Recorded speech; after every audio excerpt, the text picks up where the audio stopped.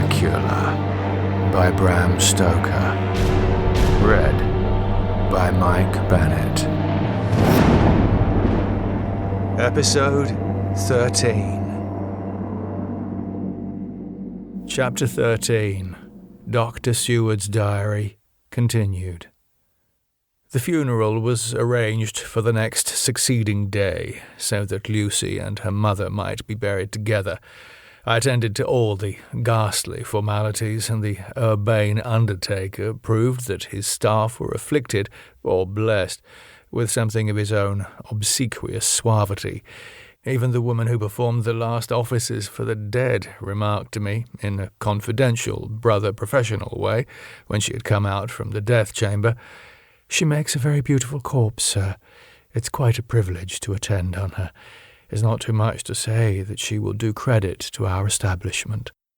I noticed that Van Helsing never kept far away. This was possible from the disordered state of things in the household. There were no relatives at hand, and as Arthur had to be back the next day to attend at his father's funeral, we were unable to notify anyone who should have been bidden. Under the circumstances, Van Helsing and I took it upon ourselves to examine papers, etc. He insisted upon looking over Lucy's papers himself. I asked him why, for I feared that he, being a foreigner, might not be quite aware of the English legal requirements, and so might in ignorance make some unnecessary trouble. He answered me, I know. You forget that I am a lawyer as well as a doctor. But this is not altogether for the law. You knew that when you avoided the coroner. I have more than him to avoid. There may be papers more, such as this." As he spoke, he took from his pocket-book the memorandum which had been in Lucy's breast, and which she had torn in her sleep. "When you find anything of the solicitor who is for the late Mrs. Westenra, seal all her papers and write him tonight. For me, I watch here in the room and in Miss Lucy's old room all night, and I myself search for what may be. It is not well that her very thoughts go into the hands of strangers." I went on with my part of the work, and in another half-hour had found the name and address of Mrs. Westenra's solicitor, and had written to him. All the poor lady's papers were in order. Explicit directions regarding the place of burial were given. I had hardly sealed the letter when, to my surprise, Van Helsing walked into the room, saying, "Can I help you, friend John? I am free, and if I may, my service is to you." "Have you got what you looked for?" I asked, to which he replied, "I did not look for any specific thing. I only hoped to find, and find I have, all that there was. Only some letters and a few memoranda, and a diary new begun. But I have them here, and we shall for the present say nothing of them. I shall see that poor lad tomorrow evening, and with his sanction I shall use some." When we had finished the work in hand, he said to me, "And now, friend John, I think we may to bed. We want sleep, both you and I, and rest to recuperate. Tomorrow we shall have much to do, but for the tonight there is no need of us, alas." Before turning in, we went to look at poor Lucy. The undertaker had certainly done his work well, for the room was turned into a small chapelle ardente. There was a wilderness of beautiful white flowers, and death was made as little repulsive as might be. The end of the winding sheet was laid over the face. When the professor bent over and turned it gently back, we both started at the beauty before us, the tall wax candles showing a sufficient light to note it well. All Lucy's loveliness had come back to her in death, and the hours that had passed, instead of leaving traces of decay's effacing fingers, had but restored the beauty of life, till positively I could not believe my eyes that I was looking at a corpse.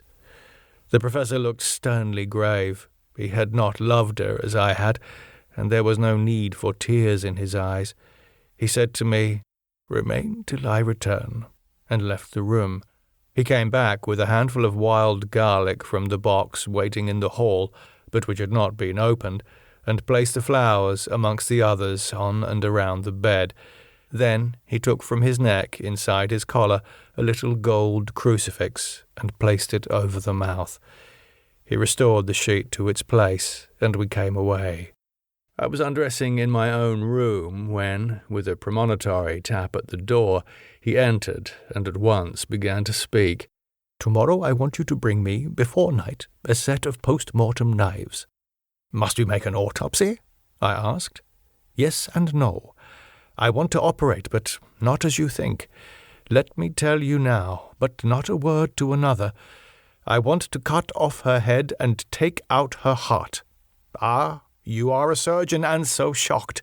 You, whom I have seen with no tremble of hand or heart, do operations of life and death that make the rest shudder. Oh, but I must not forget, my dear friend John, that you loved her, and I have not forgotten it, for it is I that shall operate, and you must only help. I would like to do it tonight, but for Arthur I must not. He will be free after his father's funeral tomorrow, and he will want to see her, to see it. Then, when she is coffined, ready for the next day, you and I shall come when all sleep. We shall unscrew the coffin lid, and shall do our operation, and then replace all, so that none know, save we alone." "But why do it at all? The girl is dead. Why mutilate her poor body without need? And if there is no necessity for a post-mortem, and nothing to gain by it, no good to her, to us, to science, to human knowledge, why do it? Without such, it is monstrous." For answer, he put his hand on my shoulder and said, with infinite tenderness, "Friend John, I pity your poor bleeding heart, and I love you the more because it does so bleed. If I could, I would take on myself the burden that you do bear. But there are things that you know not, but that you shall know, and bless me for knowing, though they are not pleasant things. John, my child, you have been my friend now for many years, and yet did you ever know me to do any without good cause? I may err, I am but man, but I believe in all I do. Was it not for these causes that you sent for me when the great trouble came? Yes. Were you not amazed, nay, horrified, when I would not let Arthur kiss his love, though she was dying, and snatched him away by all my strength? Yes, and yet you saw how she thanked me with her so beautiful dying eyes, her voice too so weak, and she kissed my rough old hand and bless me? Yes, and did you not hear me swear promise to her, that so she closed her eyes grateful? Yes. Well, I have good reason now for all I want to do. You have for many years trust me. You have believed me weeks past, when there be things so strange that you might have well doubt. Believe me yet a little, friend John. If you trust me not, then I must tell what I think, and that is not perhaps well. And if I work as work I shall, no matter trust or no trust, without my friend trust in me, I work with heavy heart and feel, oh, so lonely when I want all help and courage that may be." He paused a moment and went on solemnly, "Friend John, there are strange and terrible days before us. Let us not be two, but one, that so we work to a good end. Will you not have faith in me?" I took his hand and promised him. I held my door open as he went away, and watched him go into his room and close the door. As I stood without moving, I saw one of the maids pass silently along the passage. She had her back towards me, so did not see me, and go into the room where Lucy lay. The sight touched me. Devotion is so rare, and we are so grateful to those who show it, unmasked, to those we love. Here was a poor girl putting aside the terrors which she naturally had of death, to go watch alone by the bier of the mistress whom she loved, so that the poor clay might not be lonely till laid to eternal rest. I must have slept long and soundly, for it was broad daylight when Van Helsing waked me by coming into my room. He came over to my bedside and said, "You need not trouble about the knives. We shall not do it." "Why not?" I asked, for his solemnity of the night before had greatly impressed me. "Because," he said sternly, "it is too late, or too early. See." He held up the little golden crucifix. "This was stolen in the night."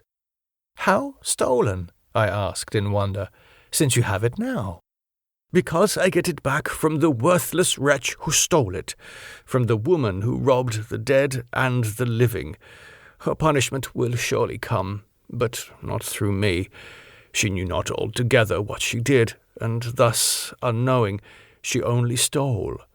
Now we must wait." He went away on the word, leaving me with a new mystery to think of, a new puzzle to grapple with. The forenoon was a dreary time, but at noon the solicitor came, Mr. Marquand of Holman Sons, Marquand and Lidderdale. He was very genial and very appreciative of what we had done, and took off our hands all cares as to details.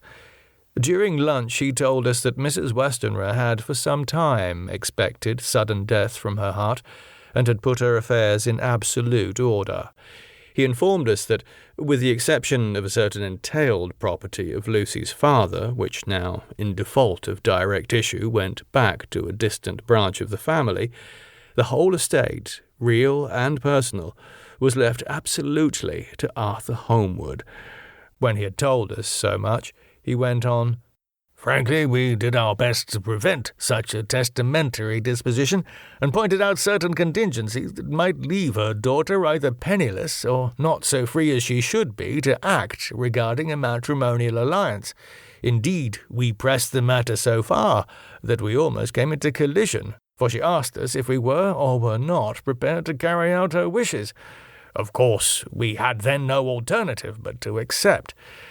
We were right in principle, and 99 times out of 100 we should have proved, by the logic of events, the accuracy of our judgment. Frankly, however, I must admit that in this case, any other form of disposition would have rendered impossible the carrying out of her wishes. For by predeceasing her daughter, the latter would have come into possession of the property, and even had she only survived her mother by 5 minutes, her property would, in case there were no will, and a will was a practical impossibility in such a case, have been treated at her decease as under intestacy, in which case Lord Godalming, though so dear a friend, would have had no claim in the world, and the inheritors, being remote, would not be likely to abandon their just rights for sentimental reasons regarding an entire stranger. I assure you, my dear sirs, I am rejoiced at the result, perfectly rejoiced." He was a good fellow, but his rejoicing at the one little part, in which he was officially interested, of so great a tragedy, was an object lesson in the limitations of sympathetic understanding. He did not remain long, but said he would look in later in the day and see Lord Godalming. His coming, however, had been a certain comfort to us, since it assured us that we should not have to dread hostile criticism as to any of our acts. Arthur was expected at 5 o'clock, so a little before that time we visited the death chamber. It was so, in very truth, for now both mother and daughter lay in it. The undertaker, true to his craft, had made the best display he could of his goods, and there was a mortuary air about the place that lowered our spirits at once. Van Helsing ordered the former arrangements to be adhered to, explaining that, as Lord Godalming was coming very soon, it would be less harrowing to his feelings to see all that was left of his fiancée quite alone. The undertaker seemed shocked at his own stupidity, and exerted himself to restore things to the condition in which we left them the night before, so that when Arthur came, such shocks to his feelings as we could avoid were saved. Poor fellow! He looked desperately sad and broken. Even his stalwart manhood seemed to have shrunk somewhat under the strain of his much-tried emotions. He had, I knew, been very genuinely and devotedly attached to his father, and to lose him, and at such a time, was a bitter blow to him. With me he was warm as ever, and to Van Helsing he was sweetly courteous, but I could not help seeing that there was some constraint with him. The professor noticed it too, and motioned me to bring him upstairs. I did so, and left him at the door of the room, as I felt he would like to be quite alone with her. But he took my arm and led me in, saying huskily, "You loved her too, old fellow. She told me all about it, and there was no friend had a closer place in her heart than you. I don't know how to thank you for all you've done for her. I can't think yet." Here he suddenly broke down and threw his arms round my shoulders and laid his head on my breast, crying, "Oh, Jack, what shall I do? The whole of life seems gone from me all at once, and there is nothing in the wide world for me to live for." I comforted him as well as I could. In such cases men do not need much expression. A grip of the hand, the tightening of an arm over the shoulder, a sob in unison, are expressions of sympathy dear to a man's heart. I stood still and silent till his sobs died away, and then I said softly to him, "Come and look at her." Together we moved over to the bed, and I lifted the lawn from her face. God, how beautiful she was! Every hour seemed to be enhancing her loveliness. It frightened and amazed me somewhat, and as for Arthur, he fell a-trembling, and finally was shaken with a doubt as with an ague. At last, after long pause, he said to me in a faint whisper, "Jack, is she really dead?" I assured him sadly that it was so, and went on to suggest, for I felt that such a horrible doubt should not have life for a moment longer than I could help, that it often happened that after death faces became softened and even resolved into their youthful beauty, that this was especially so when death had been preceded by any acute or prolonged suffering. It seemed to quite do away with any doubt, and after kneeling beside the couch for a while and looking at her lovingly and long, he turned aside. I told him that must be goodbye, as the coffin had to be prepared. So he went back and took her dead hand in his and kissed it, and bent over and kissed her forehead. He came away, fondly looking back over his shoulder at her as he came. I left him in the drawing-room and told Van Helsing that he had said goodbye. So the latter went to the kitchen to tell the undertaker's men to proceed with the preparations and to screw up the coffin. When he came out of the room again, I told him of Arthur's question, and he replied, "I am not surprised. Just now I doubted for a moment myself." We all dined together, and I could see that poor Art was trying to make the best of things. Van Helsing had been silent all dinner-time, but when we had lit our cigars, he said, "Lord—" But Arthur interrupted him. No, not that, for God's sake. Not yet, at any rate.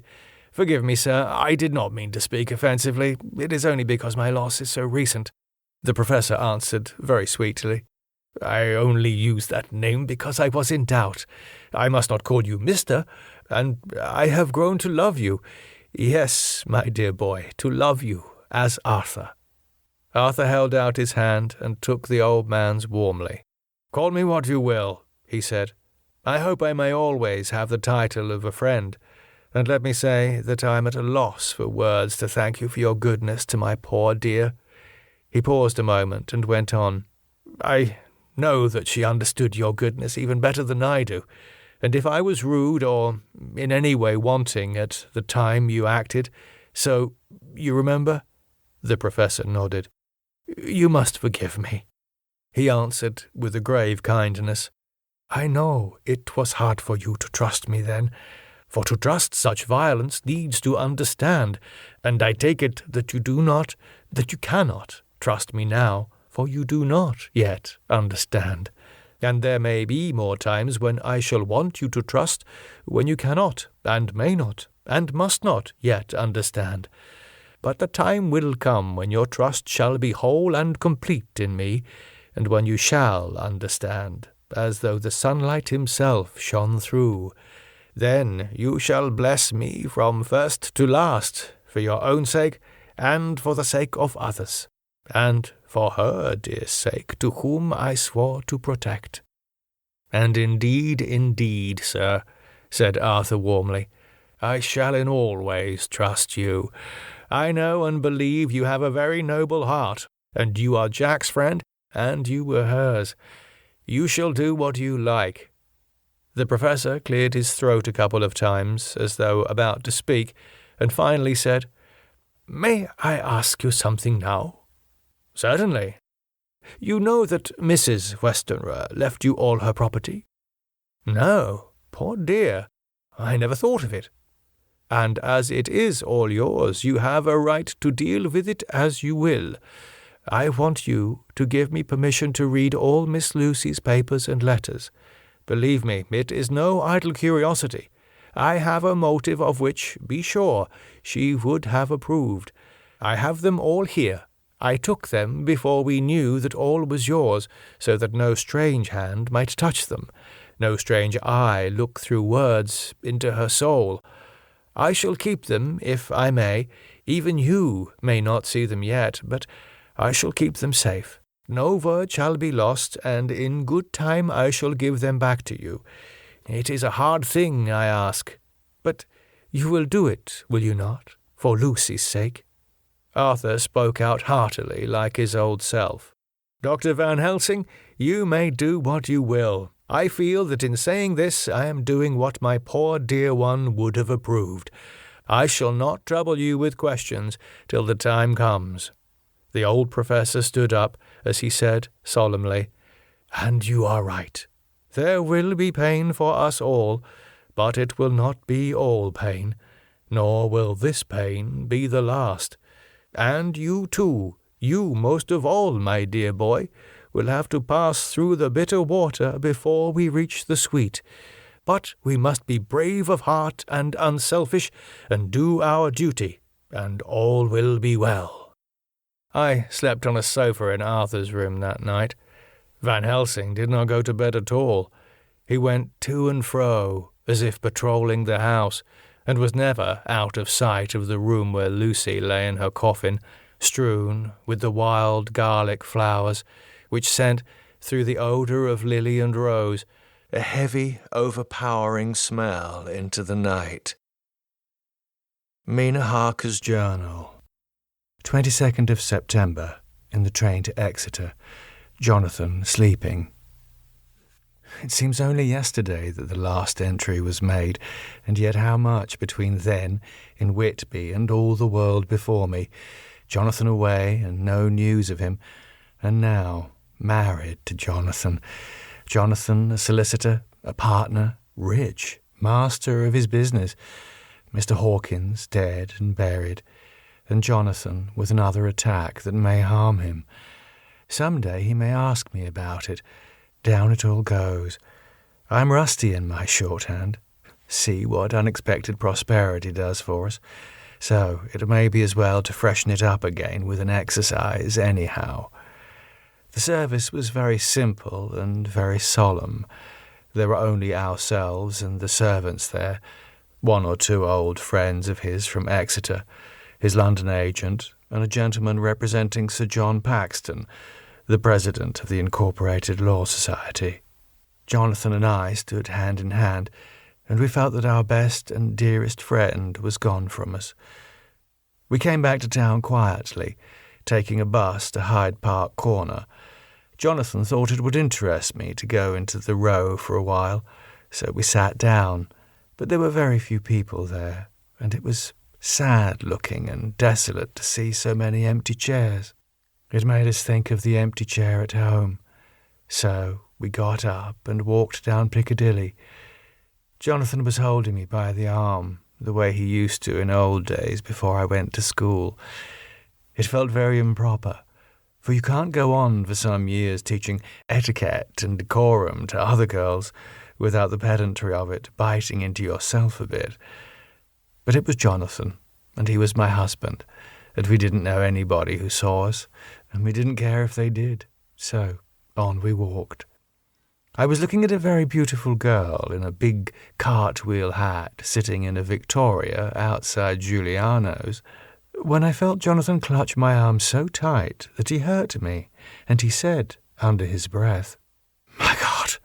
He was very pale, and his eyes seemed bulging out as, half in terror and half in amazement, he gazed at a tall, thin man with a beaky nose and black moustache and pointed beard, who was also observing the pretty girl. He was looking at us so hard that he did not see either of us, and so I had a good view of him. His face was not a good face. It was hard and cruel and sensual, and his big white teeth, that looked all the whiter because his lips were so red, were pointed like an animal's. Jonathan kept staring at him till I was afraid he would notice. I feared he might take it ill. He looked so fierce and nasty. I asked Jonathan why he was disturbed, and he answered, evidently thinking that I knew as much about it as he did, "Do you see who it is?" "No, dear," I said. "I don't know him. Who is it?" His answer seemed to shock and thrill me, for it was said as if he did not know that it was to me, Mina, to whom he was speaking. "It is the man himself!" The poor dear was evidently terrified at something, very greatly terrified. I do believe that if he had not had me to lean on and to support him, he would have sunk down. He kept staring. A man came out of the shop with a small parcel and gave it to the lady, who then drove off. The dark man kept his eyes fixed on her, and when the carriage moved up Piccadilly, he followed in the same direction and hailed a hansom. Jonathan kept looking after him and said, as if to himself, "I believe it is the Count, but he has grown young. My God, if this be so! Oh, my God! My God! If I only knew!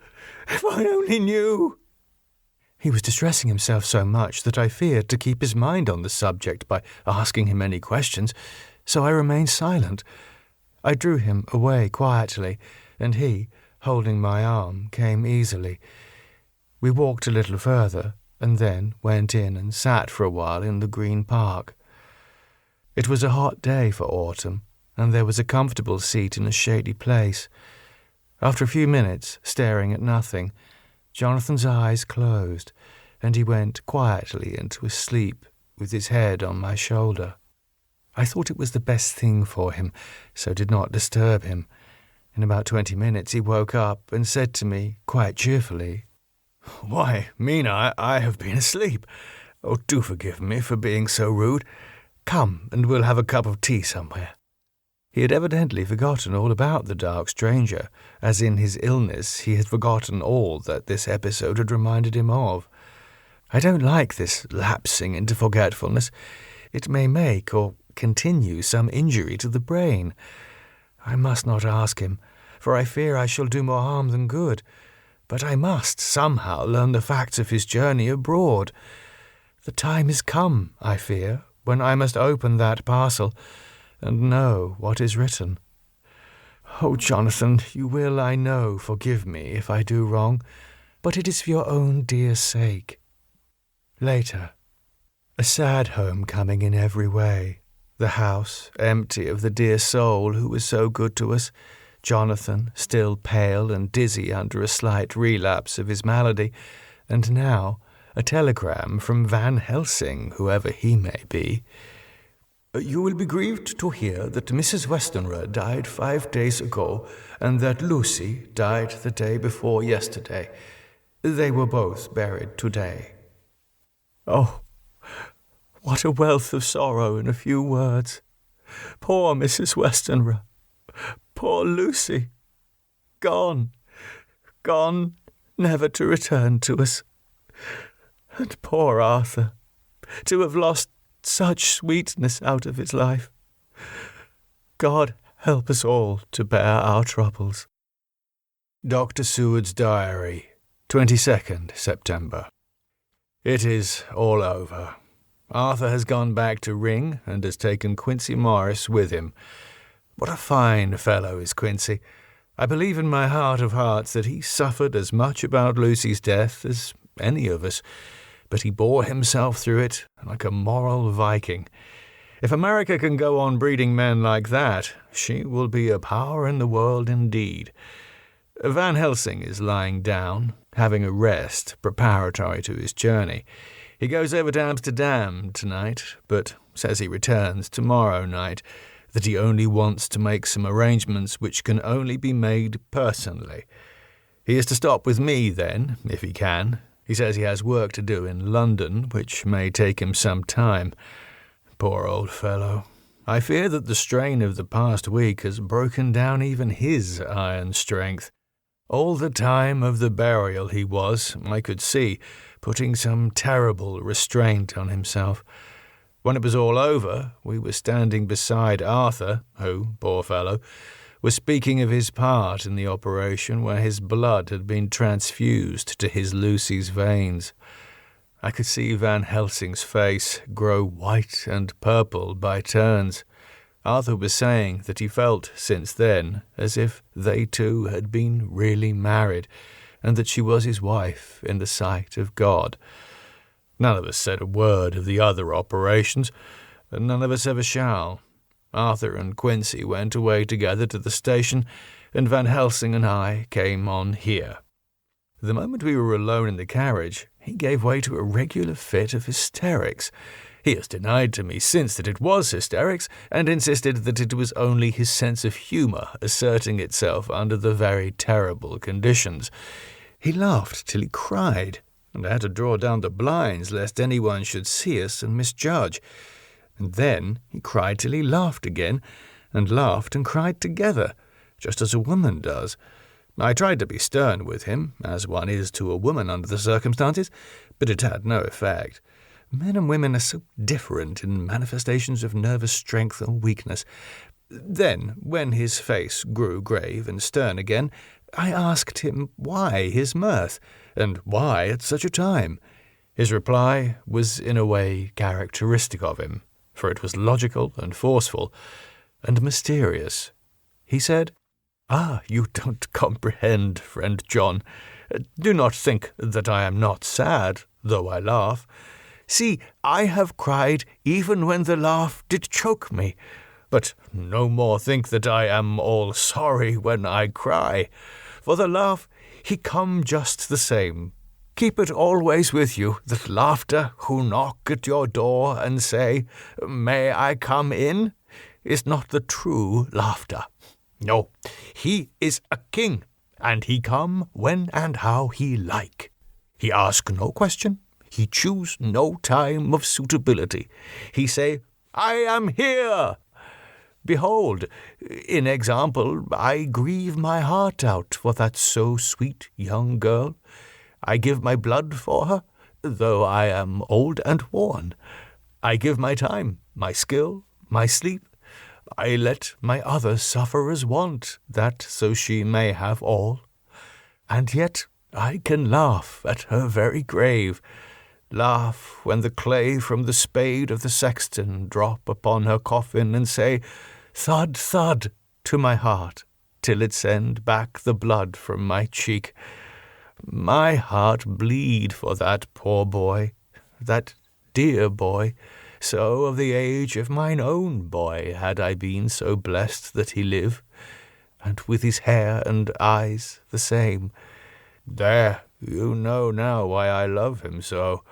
And yet when he say things that touch my husband heart to the quick, and make my father heart yearn to him as to no other man, not even to you, friend John, for we are more level in experiences than father and son. Yet even at such a moment, king laugh, he come to me, and shout and bellow in my ear, 'Here I am, here I am,' till the blood come dance back, and bring some of the sunshine that he carry with him to my cheek. Ah, friend John, it is a strange world, a sad world, a world full of miseries and woes and troubles. And yet, when King Laugh come, he make them all dance to the tune he play. Bleeding hearts and dry bones of the churchyard, and tears that burn as they fall, all dance together to the music that he make with that smileless mouth of him. And believe me, friend John, that he is good to come, and kind. We men and women are like ropes drawn tight with strain that pull us different ways. Then tears come, and, like the rain on the ropes, they brace us up until perhaps the strain become too great, and we break. But King Laugh, he come like the sunshine, and he ease off the strain again, and we bear to go on with our labour, what it may be. I did not like to wound him by pretending not to see his idea, but as I did not yet understand the cause of his laughter, I asked him.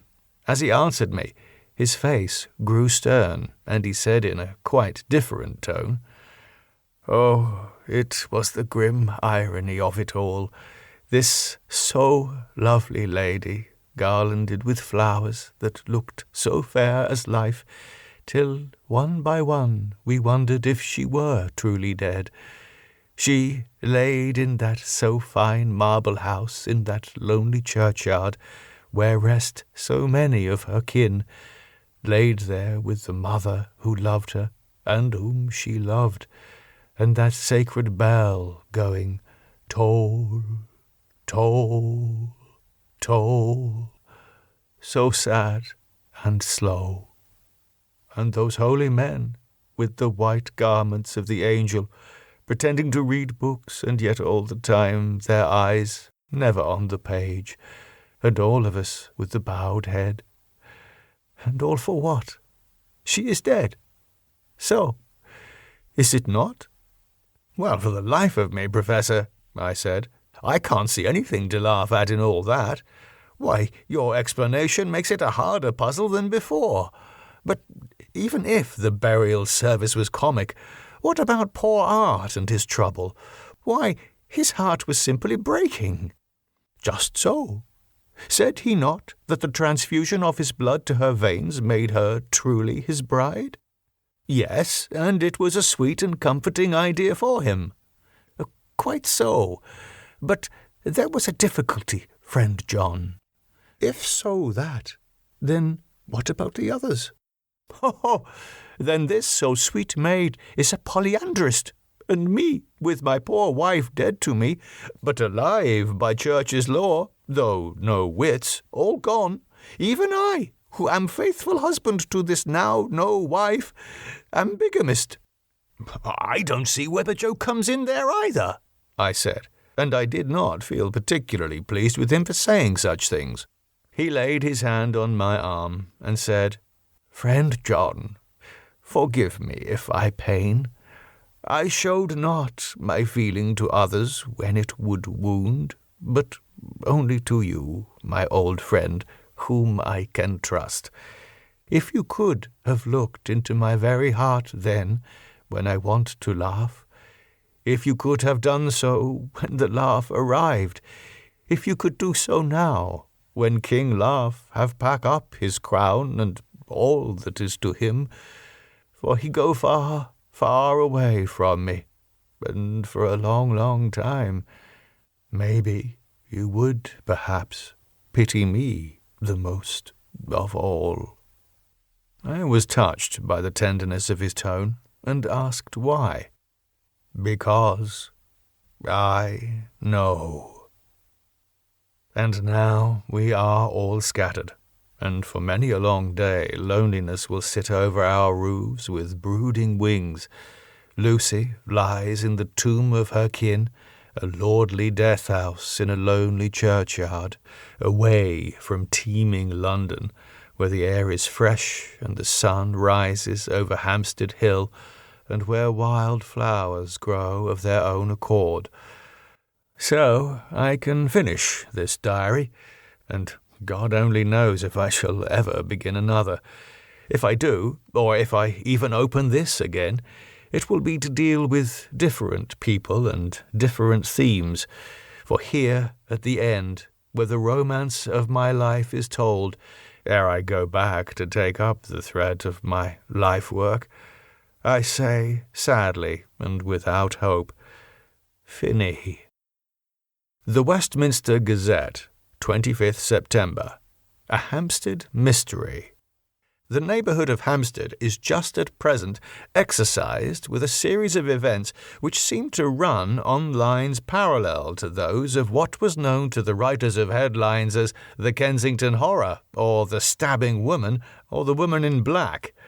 During the past 2 or 3 days, several cases have occurred of young children straying from home or neglecting to return from their playing on the heath. In all these cases, the children were too young to give any properly intelligible account of themselves, but the consensus of their excuses is that they had been with a Bloofer lady. It has always been late in the evening when they have been missed, and on 2 occasions the children have not been found until early in the following morning. It is generally supposed in the neighbourhood that, as the first child missed gave as his reason for being away that a Bloofer lady had asked him to come for a walk, the others had picked up on the phrase and used it as occasion served. This is the more natural, as the favourite game of the little ones at present is luring each other away by wiles. A correspondent writes us that to see some of the tiny tots pretending to be the Bloofer lady is supremely funny. Some of our caricaturists might, he says, take a lesson in the irony of grotesque by comparing the reality and the picture. It is only in accordance with general principles of human nature that the Bloofer lady should be the popular role at these al fresco performances. Our correspondent naively says that even Ellen Terry could not be so winningly attractive as some of these grubby-faced little children pretend, and even imagine themselves to be. There is, however, possibly a serious side to the question, for some of the children, indeed all who have been missed at night, have been slightly torn or wounded in the throat. The wounds seem such as might be made by a rat or a small dog, and, although of not much importance individually, would tend to show that whatever animal inflicts them has a system or method of its own.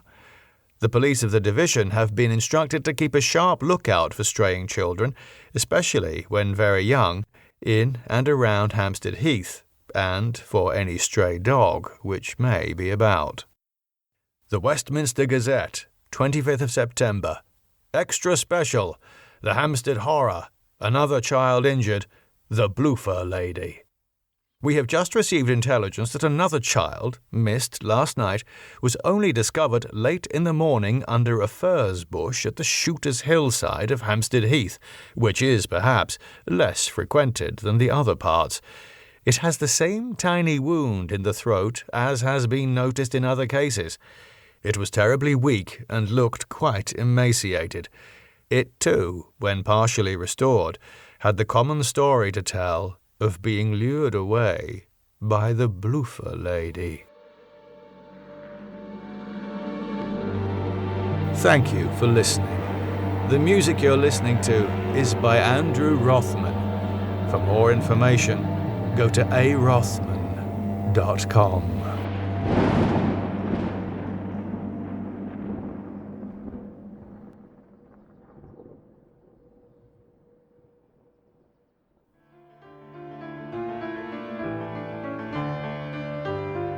If you think that vampire tales are a worn-out genre, Underwood and Flinch will shock and delight you. Walt Collender, Examiner.com. Search for it now in your podcast app or go to underwoodandflinch.com for links. Thank you.